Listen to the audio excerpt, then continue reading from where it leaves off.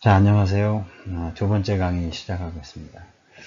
지난 시간에 강의 소개에 이어서 이번 시간에는 그 교재 첫 일장인 경제학의 원리에 대해서 강의하도록 하겠습니다. 맨큐가 그간에 제시된 여러 가지 경제학 이론 가운데서 미시, 거시를 다 망라해서 경제학에서 공통적으로 인정되고 통용되고 되는 아주 기본적인 핵심 원리를 정리해서 한 10가지를 제시해 놨습니다. 사실 경제학 교재 또 경제학 책에서 이런 원리들을 한쪽에 모아서 제시해 놓은 경우는 사실 거의 찾기가 어려워요. 그래서 이 교재를 선택한 이유이기도 한데 이 원리에 대해서 확실히 알고 넘어가면 앞으로 경제학을 공부하는데 미시경제학이 됐든 거시경제학이 됐든 다른 경제학 분야가 됐든 굉장히 큰 도움이 된다는 점에서 우리가 좀 주의 깊게 강의를 들어볼 필요가 있습니다. 이 그림은 앞서 잠깐 언급되었던 경제학의 그 여러 학파들을 보여주는 그림이에요. 물론 이제 이렇게 분류하는데도 또 이론의 여지가 있긴 합니다만, 경제학에서 경제학이라는 그 분야가 사회과학의 한 분야로 자리 잡고 발전해온데 지대한 공헌을 한 학자들입니다. 이번 과목에 앞서도 설명을 했지만 경제학 원론 성격이라고 보면 된다고 얘기를 했었죠. 그죠? 여기 제시된 경제학자들이 제시한 이론들이 종합된 이론들을 여러분들이 앞으로 배우게 된다는 겁니다. 그런 점에서 이제 이런 경제학의 계보들, 경제학 학자들의 계보들을 살펴보는 건 나름대로 의미가 있겠죠. 그래서 집어넣은 겁니다. 보면 여기 제일 위에 그 중농주의하고 중농주의죠. 중상주의 이렇게 있습니다. 여기서 경제학이 시작됐다라는 얘기들을 많이 하는데 이 중농주의 학파는 프랑스의 그 프랑스와 케네라는 분이 제시했던 이론이 이게 8세기죠. 17세기에서 18세기.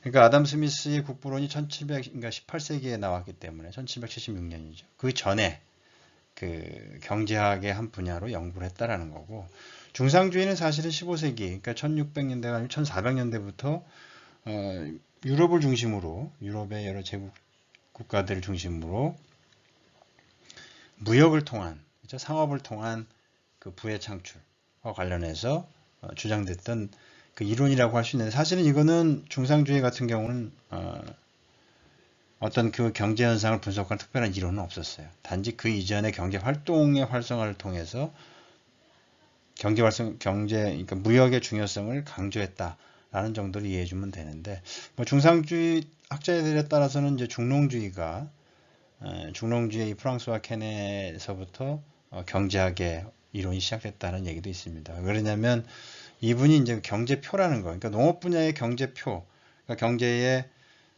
자원의 그러니까 농업을 생산하기 위해서 들어간 자본, 그죠? 그다음 농업 생산된 농작물, 그거의 관계를 분석하는 표를 만들었어요. 그러니까 사실은 경제 현상을 분석하는 이런 기본적인 이론이라고 할 수도 있겠죠, 그죠?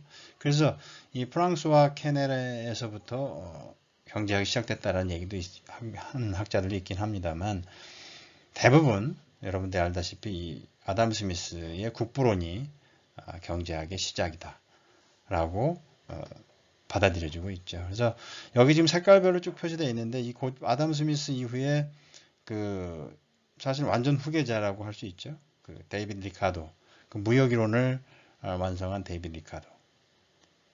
그다음에 고전학파의 멜서스 인구론. 여러분들 아마 그 고등학교 때 배웠을 겁니다. 그렇죠? 배웠을 거예요. 비문학 시간에 아마 많이 배웠을 텐데, 그렇죠? 인구론을 주창한 멜더스, 그 다음에 여기 존 스튜어트 밀, 화폐 수량 이론을 제시한 존 스튜어트 밀. 요 후학들은 요 네 분을 고전학파 학자라고 분류해놨어요. 클래식컬 이코노미.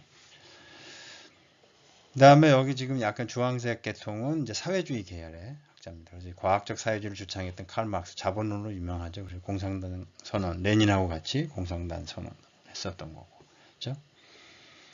그 다음에 이제 그 이후에 19세기 들어서면서 이 한계 혁명이라 마지널 레볼루션이라고 하는데 한계 효용, 한계 생산 이 한계 개념을 이 나오게 됩니다. 그 대표적인 주자들이 여기 나온 영국의 윌리엄 스탠리 제본스, 그 다음에 이 오스트리아 출신의 칼 맹거, 그다음에 여기 레온 왈라스, 굉장히 유명한 학자들이죠. 자, 이분들이 이제 한계 혁명을 주도했던 그런 학자들이었고, 지금 보면 이제 그 여기 스탠리 제본스 같은 경우는 이 클래시칼, 그러니까 고전 학파의 한 부류로도 포함이 되고 또 한계 혁명의 주도자였던 오스트리아 학파로 분류되기도 합니다만 여기서는 이제 신고전 학파 계열로 이렇게 분류를 해놨네요. 그죠? 뭐 그에 보면 이제 칼 맹거, 그다음에 여기 하이에크, 그죠? 유명한 그 노예의 길 또는 종속의 길 하이에크 유명하죠. 폰 바이저, 밤베르크, 그다음에 요 분들이 이제 오스트리아 학파로 분류됩니다. 뒤에 이제 여기 슌페터 같은 경우도 오스트리아 학파로 분류되기도 하는데 슌페터는 나름대로의 그 혁신 이론, 기업가 정신을 얘기를 하면서 경제 변동 이론을 제시하면서 본인 스스로의 학파로 평가받기도 해요. 지금 보면 이제 우리가 교재를 쓴 분은 어디 있냐?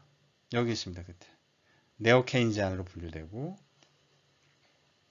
자유주의를 주창하는 신자유주의를 주창하는 경제학자로 분류되는 그런 분들이고 또 여기 이제 여러분들 이 시간에 배우진 않습니다만 케인즈 학파라는 게 있는데 케인즈 학파는 거시경제를 주창한 거죠. 정부가 시장에 개입해야 된다라는 그런 이론과 또 정책 대안들을 제시했던 케인즈. 그래서 이 케인즈로부터 시작해서 케인즈 학파가 이렇게 조정이 됩니다. 뭐 위에서 뭐 제도주의 학파라고 있는 건 있는데 여러분 참고하면 좋을 것 같고. 그러니까 이런 분들이 제시한 내용들 중에 모든 경제학자들이 동의하는 그런 원리에 대해서 이번 장에서 배우게 될 겁니다. 자, 여기서 이제 그 경제학의 정의에 대해서 다시 한번 짚어보겠습니다. 이 경제학의 10대 원리를 배우기에 앞서서 우리가 앞서서 지난 시간에 경제학이란 무엇인가에 대한 개념 정립을 했는데 거기서 뭐라고 그랬죠? 어떤 경제적 현상을 분석해서 연구하고 분석해서 이론화하고 체계화하는, 그죠? 체계화하고 이론화하고 또 효율적인 경제정책 입안에 기여하는 학문이다. 이렇게 정의를 내렸죠, 그렇죠? 근데 이건 답은 이제 학술적 측면의 정의라고 볼 수 있어요. 왜냐하면 경제적인 현상을 분석하고 체계화하고 이론한다라는 거는 사실 그걸 앞에 과학으로만 바꾸면 자연계의 현상을 이론화하고 체계화하는 거. 뭐 똑같은 과학의 정의하고 똑같다고 보죠. 그죠? 학술적인 의미의 답이 섞여 있는 건데 여기서는 경제학의 10대 원리를 얘기하기에 앞서서 이 경제학의 필요성 측면에서 경제학을 한번 정의를 해보자 하고 명큐 교수가 제시하는 겁니다. 첫 번째는 이제 의사결정 문제와 관련된 경제학의 필요성 한번 살펴봅시다. 뭐 개인뿐만 아니고 우리가 앞에서 그 이코노미라는 어원을 살펴볼 때도 그랬지만 집안 살림을 하는 데 있어서 수많은 의사결정에 직면하게 된다라는 거죠. 그죠? 또 국가경제는 뭐 말할 것도 없고, 그죠? 의사결정을 해야 된다라는 얘기죠. 또 기업 차원에서도 보면 누가 일을 할 것인가? 또 무엇을 얼마나 생산할 것인가? 또 이 생산을 위해서 어떤 자원을 투입할 것인가? 또 그럼 과연 이 생산된 제품을 어떤 가격으로 판매할 것인가? 즉 배분할 것인가? 이런 문제들을 고민을 해서 결정을 해야 된다라는 얘기죠. 그죠? 뭐 개인으로 따지면 집안 가정으로 따지면 누가 일을 할 것인가? 뭐 부모 두 분 중에 한 분이 하던거나 두 분이 다 하거나 그럴 수 있겠죠. 그죠? 또 무엇을 얼마나 생산할 것인가, 얼마나 벌어들일 것인가를 대체할 수 있는 거고. 또 그렇죠? 벌어서 어떻게 배분할 것인가. 여러분들이 앞으로 이제 사회에 진출해서 직장 생활을 하게 되면 많은 의사결정에 직면하게 됩니다. 그런 측면에서 경제학적, 정의적 요소를 생각해 볼 수 있다는 거예요. 자, 왜 저런 의사결정을 해야 되는지 그 관점에서 한번 살펴봅시다. 그 이유는 바로 희소성이 있죠. 희소성. 어떤 한 사회 또 뭐 개인은 물론 단체, 뭐 국가적으로 가진 자원의 유한성을 의미하는 것이 희소성인데 자원이 유한하다는 거죠. 갖고 있는 자원. 반면에 욕망, 그러니까 개인이든 국가든 뭐 단체든 뭔가 얻고자 하는 욕망은 무한하다는 거죠. 그렇죠? 그렇지만 자원은 한계가 있다는 거죠. 그래서 결과적으로는 이 유한한 자원을 그 영역 안에, 그 시스템 안에 보유하고 있는 유한한 자원을 어떻게 잘 관리해서 많은 생산을 하게 하는 것이 중요하게 됐다는 거죠. 그죠? 그래서 경제학이라는 것을 생각해 보면, 이런 관점에서 경제학을 생각해 보면, 한 사회나 한 경제 시스템이 희소한 자원을 어떻게 관리하고 활용하는가를 연구하는 학문이라고 정의 내릴 수 있다는 거죠. 사실 훨씬 더 앞에서 우리가 얘기했던 일반론적인 학문의 정의를 내리는 것보다 훨씬 와닿는 얘기죠. 그죠? 그렇지 않은가요? 그래서 여러분들이 생각할 것은 경제학이라는 개념을 생각할 때 결과적으로는 내가 가지고 있고 뭐 지역이 갖고 있든 본인이 갖고 있든 또 국가가 갖고 있든 그런 희소한 자원을 어떻게 관리할 건가를 연구하는 학문이다. 그런 관점에서 보면 경제학은 개인한테도 굉장히 중요하다는 얘기죠. 자기가 가지고 있는 희소한 자원을 어떻게 관리하고 활용해서 성공을 이뤄나갈 것인지.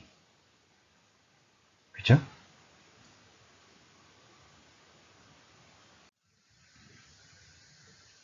자, 이렇게 경제학이라는 것이 희소한 자원을 관리하는, 잘 관리해서 하기 위한 학문이라고 얘기를 한다면 그것을 분석하는 10가지 기본 원리, 맨큐 교수가 제시한 10가지 기본 원리를 이제부터 살펴봅시다. 맨큐 교수는 그걸 한 3가지 카테고리를 좀 정리를 했어요. 그래서 첫 번째는 이제 사람들이 앞에서 우리가 살펴봤던 의사결정에 관한 원리의 분류로 첫 번째 원리는 모든 선택에는 대가가 있다 라는 원리를 제시했습니다. 이 원리를 듣고 어떻게 생각이 되시나요? 이게 모든 선택에는 대가가 있다? 사실은 중의적 의미겠죠? 어떤 선택을 하게 되면 그에 따른 내가 받는 리워드가 있다라는 거 해석할 수도 있는 거고, 반면에 모든 선택에는 대가가 있다라는 것은 내가 이 선택을 함으로써 그 다른 선택하지 못한 그런 선택의 비용, 그런 대가를 치르게 돼 있다라는 거고, 뭐 개인에게도 그런 얘기를 많이 하잖아요. 네가 이렇게 한 데 따른 대가가 따를 것이다. 뭐 그런 얘기가 있듯이 이 의사결정에 관한 원리의 카테고리 안에 첫 번째로 제시된 게 모든 선택에는 대가가 있다는 거예요. 세상에 공짜 점심은 없다. 이거 누가 얘기했죠? 아마 워렌 버핏인가 얘기했지만 뭐 공짜 점심은 없겠죠. 그렇죠? 그래서 여러분들이 뭐 공짜로 얻어먹는다 생각하면 그건 다 결과적으로 언젠가는 대가를 치러야 된다는 거라고 생각하시면 될 겁니다. 그래서 무엇인가를 얻으려면 다른 무엇인가를 포기해야 된다는 것이지. 그게 첫 번째 원리에 담겨져 있는 함입니다. 예를 들어 볼게요. 뭐 맥주와 안주. 돈은 한정이 되어 있고 또 내 배의 사이즈 한정이 되어 있죠. 근데 맥주를 선택할 것인가 안주를 선택할 것인가. 이 선택의 기로에 의사결정의 기로에 서게 되는 거고 하나를 선택하면 하나를 잃게 된다는 거죠. 또 근로와 여가. 뭐 일반적인 경제적 의사결정에 관한 대표적인 주제죠. 그죠? 소비자 선택 이론의 대표적인 예로 자주 얘기되는 예입니다. 그래서 근로를 선택하게 되면 사실은 본인이 휴가로서 쉬면서 얻어지는 여러 가지 편익을 잃을 수밖에 없다라는 거죠. 건강을 잃을 수도 있고, 그렇죠? 안정적 생활, 안정적 정신 상태 이런 것들도 훼손당할 수 있죠. 왜냐하면 돈에 미쳐서 일만 계속 한다면, 그렇죠? 또 이거 중요한 이슈죠. 첫 번째 맥주 안주, 두 번째 근로여가 조금 더 무거워지고 효율성과 형평성 참 어려운 주제죠. 어려운 주제. 이것은 뒤에서 또 설명을 할 거고 또 한편 다른 예를 든다면 뭐 대포와 버터라는 얘기도 많이 합니다. 대포와 버터. 그건 뭐죠? 국가 안보를 위해서 국방에 투자를 할 것이냐, 버터, 인생 경제에 투자할 것이냐, 왜 결정을 한다는 거예요. 다른 쪽에 투자를 하면 분명한 건 여기 지금 두 번째 네모에 표시가 되어 있지만 다른 무언가를 포기할 수밖에 없다는 것이죠. 이게 경제 원리의 가장 큰 또 중요한 원리라는 것이죠. 제시해 놨습니다. 교조서가. 그래서 우리 중요한 주제인 효율성과 형평성 알아봅시다. 이 효율성과 형평성은 뭐 옆에 트레이드 오프라고 되어 있지만 서로 상호 교환되어야 된다는 거예요. 다른 말로 하면 앞에 설명했지만 상충성이 있다는 거예요. 자, 효율성은 뭐죠? 희소한 자원으로부터 가장 많은 걸 얻어내는 거예요. 경제적 의미에서 굉장히 근접한 거죠. 우리가 앞에서 배웠던 경제학의 정의에서부터 나왔던 그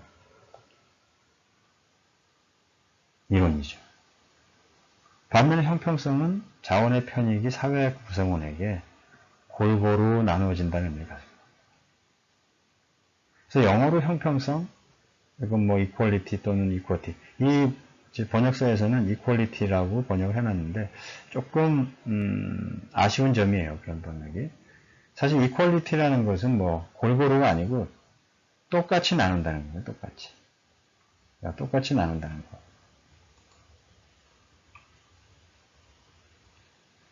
똑같이 나눈다는 거. 똑같이. 네?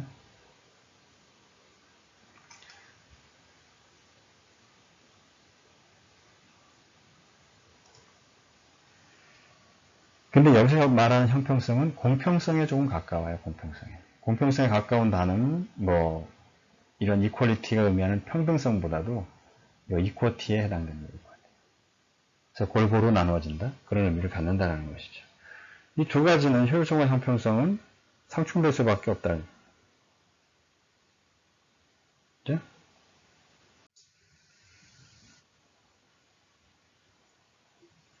자, 두 번째, 의사결정에 관한 원리, 카테고리에 들어가는 경제학의 10대 두 번째 원리는 선택의 대가는 그것을 얻기 위해 포기한 그 무엇이다. 앞에서 우리가 첫 번째 원리에서 모든 선택에는 대가가 있다고 그랬는데 그 대가에 대한 문제를 다시 한번 짚은 거죠. 그 대가는 그것을 얻기 위해 포기한 그 무엇이다라는 거죠. 자, 한번 살펴봅시다. 우리가 의사결정을 하기 위한 대안들에 대해서 우리가 편익과 비용 분석, 이건 편익은 베네핏이라고 비용은 커스트인데 편익이라는 건 솔직히 이득이죠, 이득. 내가 얻는 이득. 그 대안들에 대한 대안들로서 얻어지는 뭐 이득과 비용. 이 BC 분석이라고 이제 뒤에 배우게 되는데 베네핏과 커스트 분석을 해서 의사결정이 이루어진다는 거예요. 그래야 합리적인 결정이 이루어지는 거죠.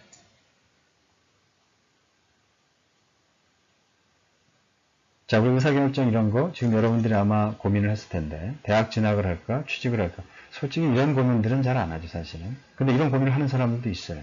그죠? 근본적으로 여러분 주변에도 있을 겁니다. 그죠? 이런 의사결정 있을 수 있고 또 시험 공부를 할까 아니면 뭐 여자나 또 여자의 경우는 남자의 경우 여자친구를 만날까 또 수업에 들어갈까 피곤한데 계속 잠을 잘까. 사실 이거는 그 순간에 본인이 느끼는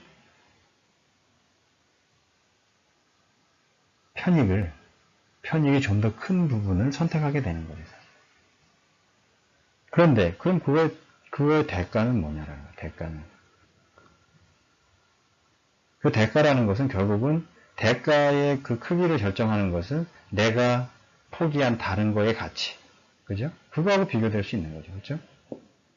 그거하고 비교될 수 있는 거예요.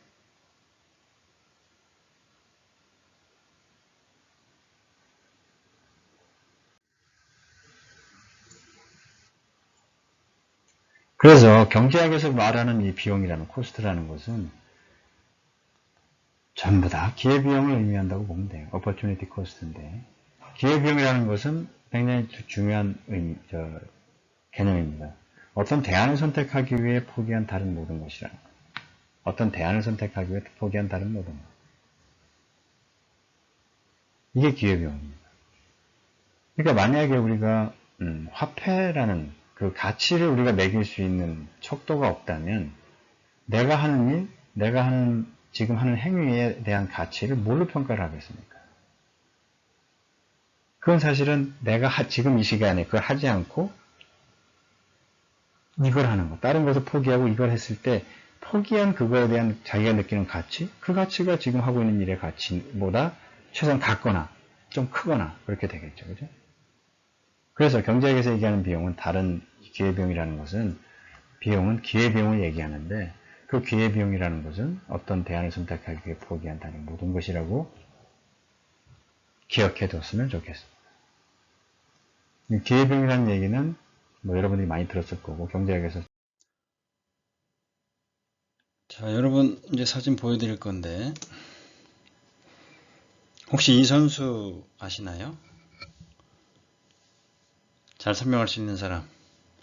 뭐 이따 강의실이었다면 아마 내가 질문 던졌을 텐데 뭐 알고 있는 분들도 있고 모르는 학생들도 있을 텐데 르브론 제임스라고 그러죠. 르브론 제임스. 뭐 조금 지금은 조금 약간 한물 같다고도 볼 수 있는데 여하튼 뭐 NBA 최고 수준의 몸값을 받고 있는 선수입니다. 여기 지금 뭐 클리브랜드 캐발리아라고 돼 있는데 지금은 어디 있나요? LA 레이커스죠. LA 레이커스 포워드로 활동하고 있어요.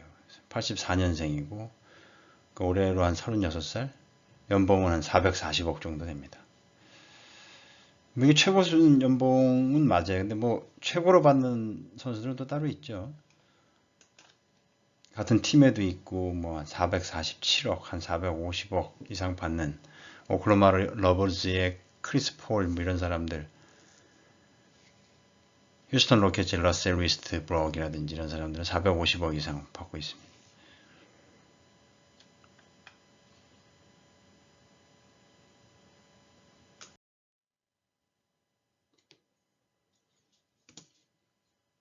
자, 다음 선수들 왜 대학을 가지 않았을까요? 왜 대학을 선택하지 않았을까요? 앞에서 설명한 르브론 제임스죠. 최종 학력이 세인트 빈센트 세인트 메리 하이스쿨이란데요. 고등학교만 졸업하고 대학은 안 가고 바로 프로로 전향을 했죠. 이 선수 우리 손흥민 선수죠. 올해 28살 됐나요? 28살입니다. 동북고등학교 중퇴예요. 2학년 때인가 채 맞추지 못하고서 독일로 갔죠. dortmund인가요? 그때 독일로 가서 유소년 팀에 들어갑니다. 지금 현재는 토트넘에서 한 뭐 500만 달러 이상 아마 그래서 올해 들어서 이제 아마 굉장히 잘하고 있죠. 그래서 아마 꽤 높은 연봉으로 올라간다고 하는 거고 최근에 아마 150억 정도를 받는다고 합니다. 그렇죠? 그래서 여기서 얘기하고 싶은 건 뭐냐면 우리가 기회비용을 잘 따져봐야 된다는 거예요. 여러분들이 합리적인 선택을 하려면 합리적 선택이 계속 이어지면 사실 여러분들은 성공하는 거거든요. 그죠? 근데 합리적 선택은 어떻게 되냐면 자기가 선택할 때 있어서 기회비용을 따져봐. 이 선택에 대한 기회비용을 따져봐야 된다는 거예요. 만약에 르브론 제임스가 대학을 가서 갈 수도 있어요.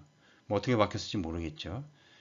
그렇지만 대학이라는 데는 사실은 돈을 받고 뛰는 데라기보다는 학업을 중심으로 하기 때문에 사실 거기서는 돈을 많이 벌 수가 없는 거고 농구뿐만 아니고 또 학업도 전념을 하기 때문에 여러 가지 다른 변수들이 생기게 되는 거죠. 손흥민 선수도 마찬가지입니다. 우리 손흥민 선수 한번 비교해 볼까요?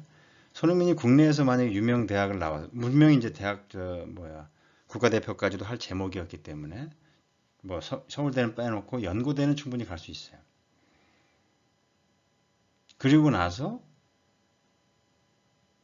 뭐 해외로 진출할 수도 있겠죠. 그죠? 아니면 국내에서도 바로 그냥 국내 프로로 뛰었을 수도 있고 뭐 여러 가지 상황이 있어요. 기회비용은 뭐냐면 내가 이 손흥민이 유럽으로 갔을 때 가기로 했을 때 그 중에서 선택하지 않은 안 중에서 제일 가치가 높다고 생각하는 게 기회비용이 되지 않습니까? 그죠? 그럼 뭐 비교해 볼 만한 사례가 있어요. 국내에서 이 대학을 거쳐서 프로리그, 국내 프로리그 또 일본 프로리그를 거쳐서 네덜란드 팀으로 아인토벤으로 가서 이제 맨유로 갔던 박지성 선수 있잖아요. 박지성 선수. 박지성 선수는 24살에 네덜란드 아인토벤에 입단합니다.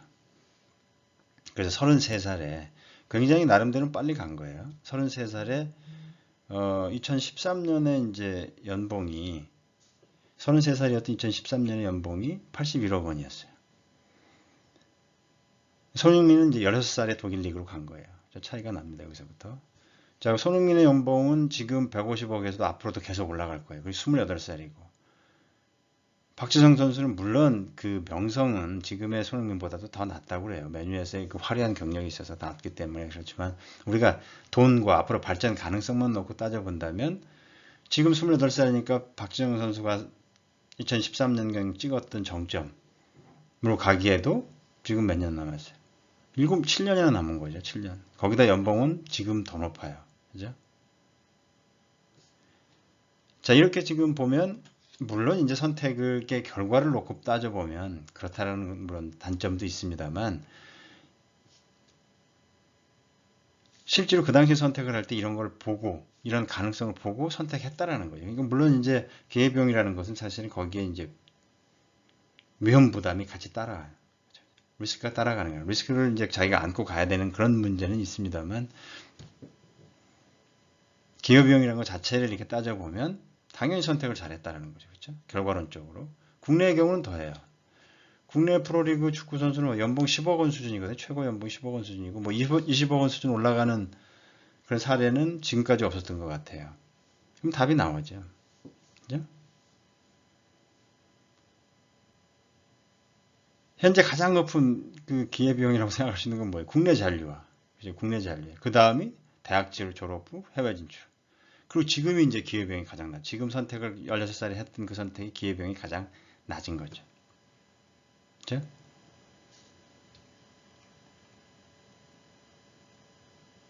그래서 여러분들도 이제 손흥민처럼 그런 시기, 물론 이제 나이는 많이 지났습니다만 아직 지금 대학교에서 사회 진출하기 직전이니까 이런 측면에서 한번 기회비용을 잘 따져봐서 자신의 선택을 한다면 앞으로 더 충분히 지금보다 더 나은 미래를 가질 수 있는 가능성이 높아진다고 할 수 있습니다. 물론 이건 제 생각입니다. 자, 이 선수들 볼까요? 이 선수들 보면 뭐 학교하고는 거리가 먼 선수들이죠. 그렇죠? 학교하고는 거리가 먼 선수예요. 학교하고는 거리가 먼 사람들이 지금 최고 스타 리오넬 메시. 그죠? 그 다음에 이쪽은 맨유에서 같이 뛴 박지성 선수하고 뛴 경력도 있는 크리스티아노 호날두. 이 사람들 연봉이 얼마인 줄 압니까? 1800억 정도 된대요. 1800억. 굉장히 앞에 선수들하고도 또 차원이 달라요.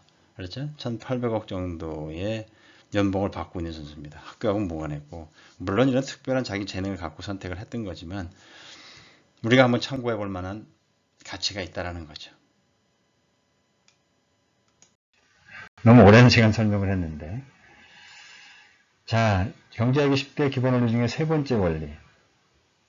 합리적인 판단은 한계적으로 이루어진다. 여기서 이게 빨갛게 써놨는데 한계적이라고. 한계적이라는 용어는 그 영어로 얘기하면 마지날이라고 얘기를 하죠. 마지날.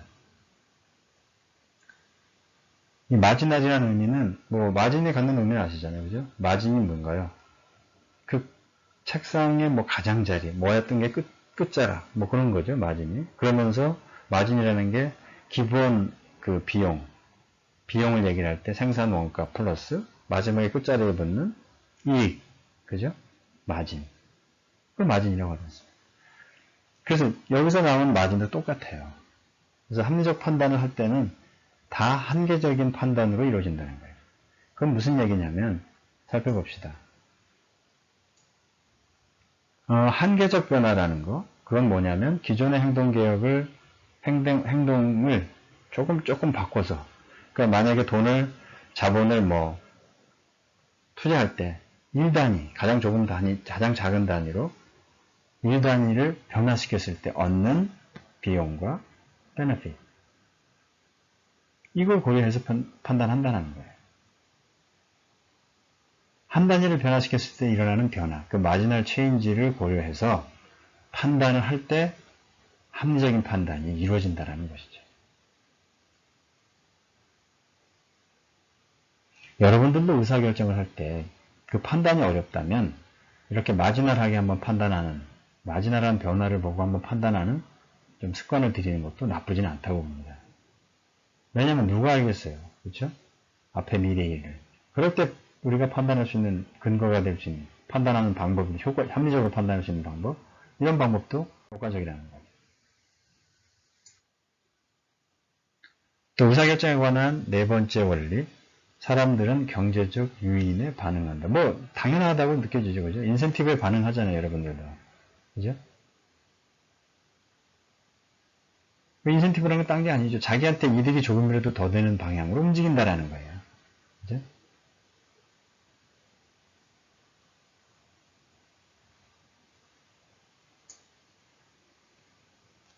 그 사람들 같은 경우는 대개 뭐 합리적인 판단을 하는 앞에서 우리가 세 번째 원리, 사람 그 합리적인 판단은 한계적으로 이루어진다는 거였는데, 그런 것처럼 여기서 보면 사람들이 움직일 때 마지널 베네핏과 마지널 코스트, MB는 마지널 베네핏이고 MC는 마지널 코스트인데, 그거를 판단해서 행동한다라는 거예요.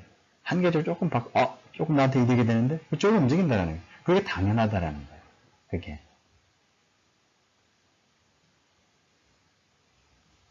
그래서 사람들이 이득과 비용의 크기가 서로 어떤 상황이 됐을 때 달라지게 되면 행동도 변하게 된다는 거예요.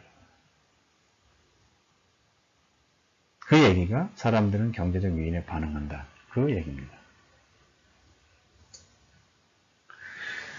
따라서 정책 담당자들, 이런 경제정책을 하는 사람들, 뭐 경제정책뿐만이 아니라 모든 그 국가정책을 수립해서 하는 이런 그 수립하는 담당자들은 그러한 정책이, 본인이 만든 정책이나 대안들이 사람들의 유인 구조에 미치는 영향을 생각하고서 해야 된다는 거예요.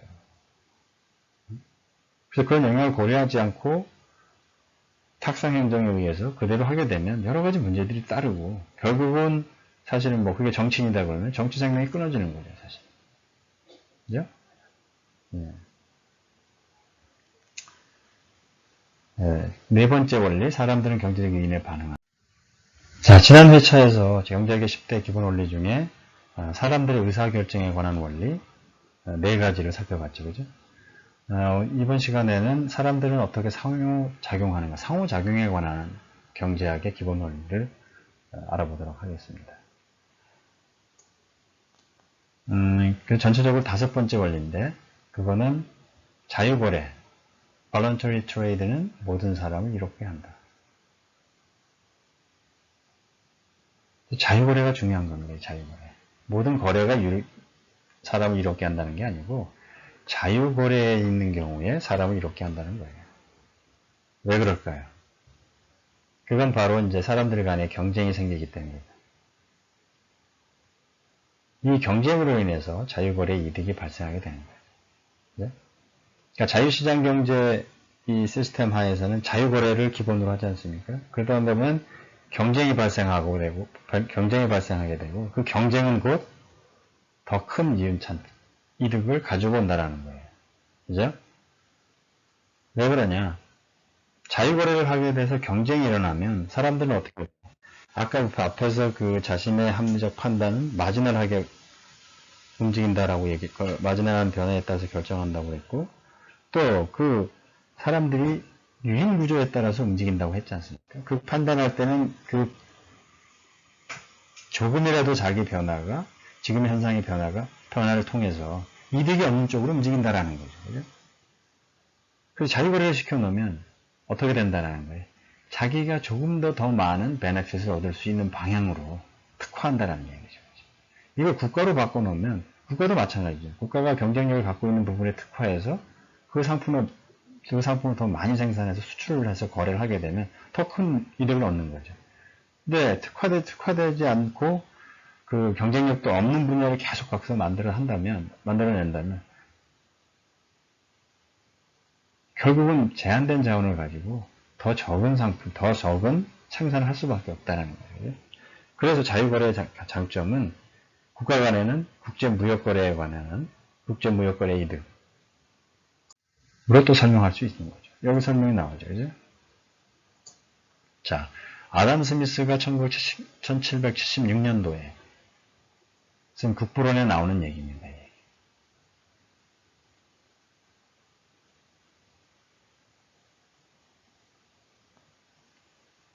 자, 여기 보면 한번 가만히 볼까요? 자, 구입하는 것보다 만드는 것이 비용이 더 소요된다. 그죠? 비용이 더 소요된다는 거예요. 그죠? 밖에서 싸게 구입할 수 있는데 내가 그걸 스스로 만들 때 비용이 더 들어가. 그럼 이건 이제 집에서 만들지 말라는 거예요. 그런 걸 현장을 목도한 거죠. 그래서 재단사는 자신의 신발을 만들지 않는다. 재단사는 어디에 특화되어 있습니까?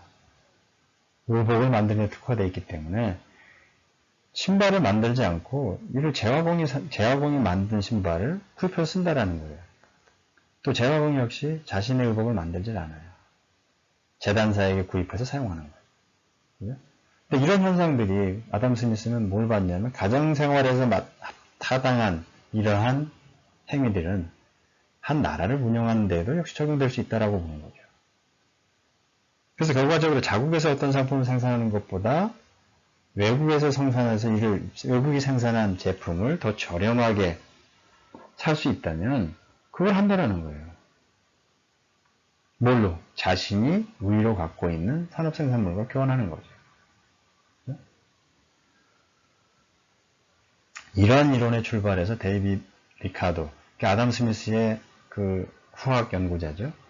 데이비드 리카도는 비교우위 이론을 얘기를 합니다. 또 비교우위 이론에 입각해서 국제무역 이론의 기초를 만들죠. 그래서 자유무역을 하게 되면 비교우위 상품에 특화한다라는 거예요. 비교우위 상품에. 그렇게 되면 어떻게 되죠? 생산 효율성이 증가해요.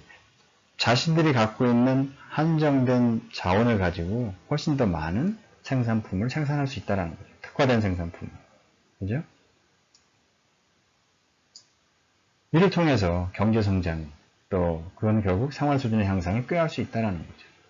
여기서 중요한 것은 우리가 데이비드 리카도가 얘기한 것은 아담 스미스 국부론에서 아이디어를 얻어서 비교우위라는 개념을 제시를 한 거죠.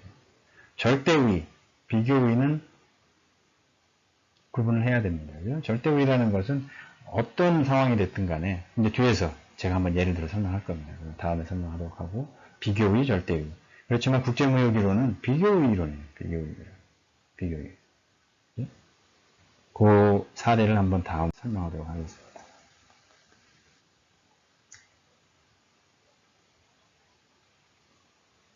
상호작용에 관련된 6번째 이 원리는 일반적으로 시장이 경제활동을 조직하는 좋은 수단이다 하는 겁니다.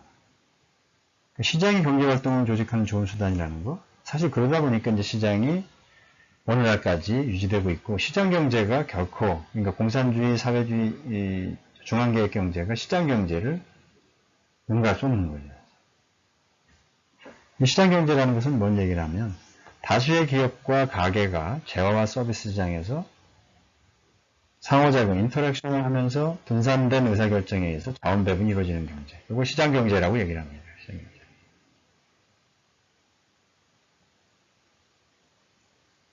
그래서 가게는 무엇을 구입할지, 누가 일을 할지를 결정을 하고, 기업은 누구를 고용하고, 또 무엇을 어떤 물품을 생산할지를 결정을 하게 된다.